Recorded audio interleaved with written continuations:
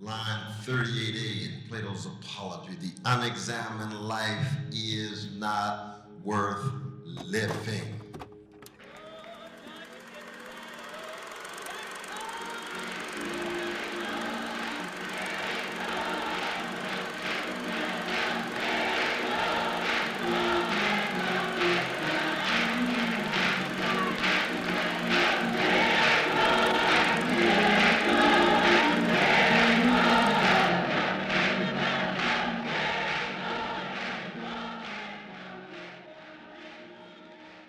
You cannot talk about race, vicious legacies of white supremacy. You can't talk about gender and vicious legacies of male supremacy. You cannot talk about capitalism and the rule of capital over workers, which too often makes it difficult for working people to gain access to lives of decency and dignity. You can't talk about empire.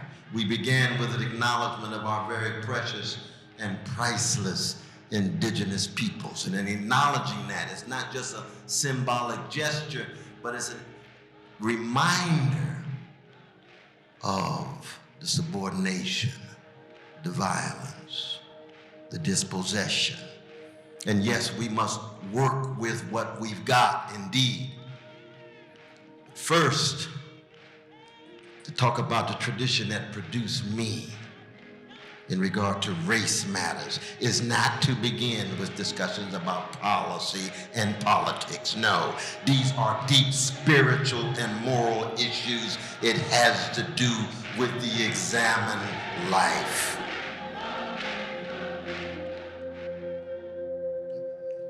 The Greek actually says the unexamined life is not a life for the human.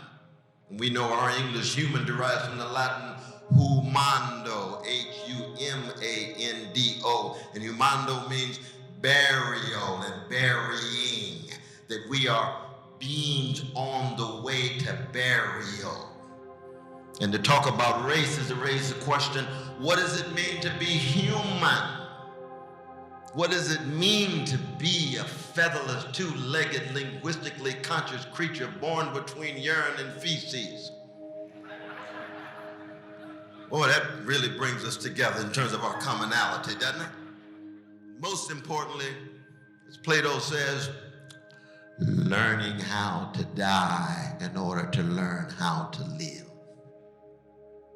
That has everything to do with wrestling with what it means to be human and contesting, responding to the vicious legacy of white supremacy and other evils.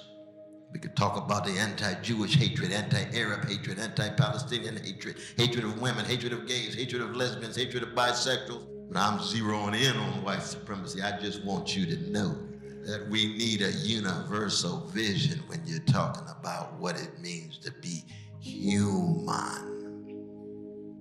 This issue of coming to terms with death is a crucial one.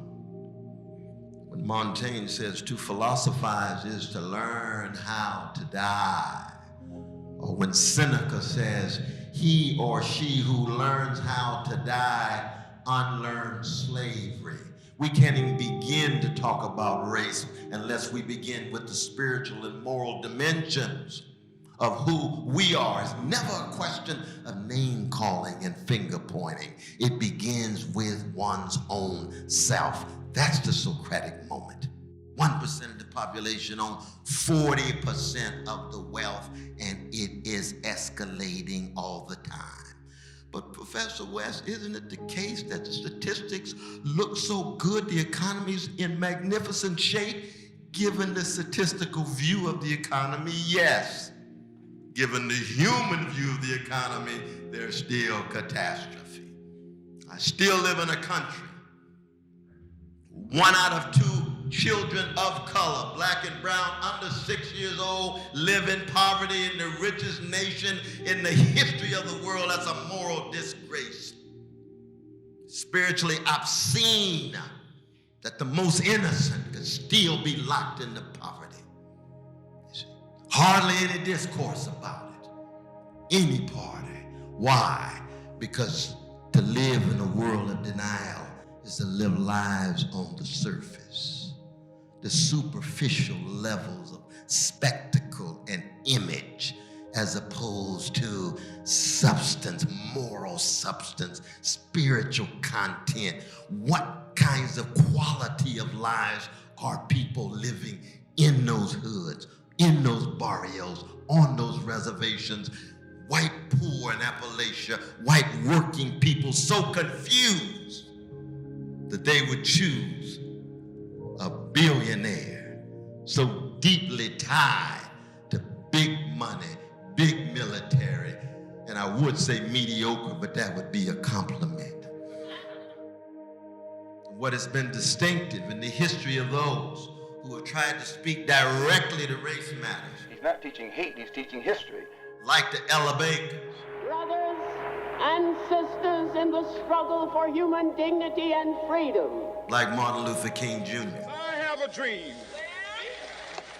Is that they always started on a moral and spiritual plane and then engaged in trying to shatter the forms of evasion and avoidance of coming to terms with the suffering and the misery of those whose humanity was called into question. It was not primarily, or I should say preeminently, political. It was driven by a certain moral and spiritual force that allowed them to intervene in the political. But with spiritual blackout or spiritual whiteout, it's all power, power, power, interest groups. Whoever has the power wins. We're back to Thrasymachus in Plato's Republic. Might makes right, and whoever has the might is right. Or as Abraham Joshua Heschel used to say, view life like a gold rush, you're going to end up worshiping a golden calf. And the golden rule becomes he or she who has the gold, usually a he in the patriarchal world. He who has the gold makes the rules. Everywhere you go, it's just a matter of brand. Thank God I was raised in such a way. I'm talking about race matters. I never have a brand. I come from a people who were branded for 244 years with a concrete brand as they were enslaved. I got a cause, I don't have a brand. I got a calling, I don't just have a profession. I have a vocation, I don't just have upward mobility. So there was time to sacrifice for something. Give me integrity rather than popularity. Give me integrity rather than cupidity. At least I go to the grave with a smile on my face saying I'm trying to be true to grandma and granddad and those folk who shaped me in such a way that I would just be decent rather than rich, or wise rather than just smart. I see students all the time at Harvard saying, oh, I got to be the smartest in the room. No, don't worry about being smart. Let the phones be smart, you be wise.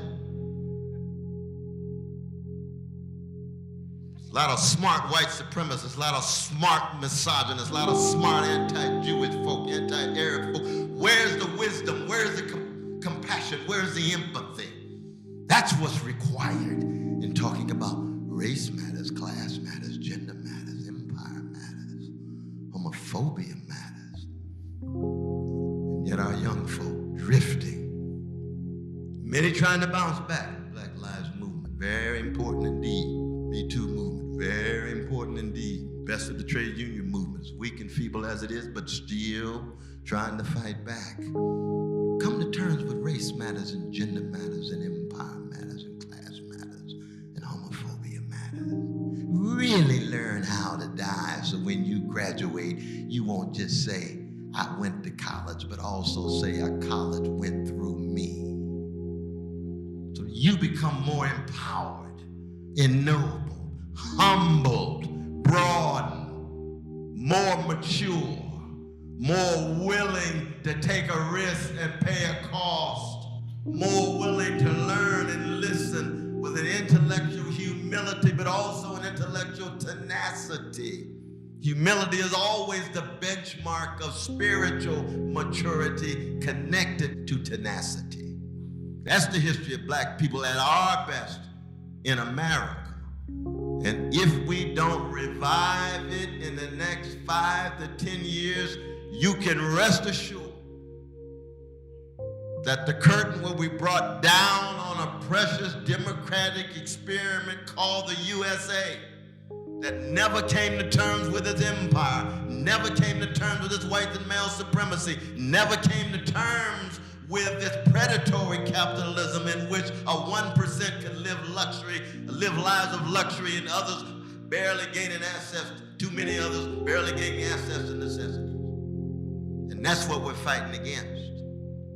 And for me, it's always a question of not so much talking about just winning, but it's a matter of talking about what kind of human being I want to choose to be in the short time that I'm here, so that I have to come to terms with the white supremacy inside of me, the male supremacy inside of me, the xenophobia inside of me, and try to kill it every day. Can't do it alone. You need comrades, friends, partners, family to help you kill it every day, to reconquer it every day, as Faust says in Goethe's classic. And do we have the capacity as a nation? Do we have the capacity as a species? That is an open question. But we need no guarantees in order to choose decency and dignity. I hope we so choose.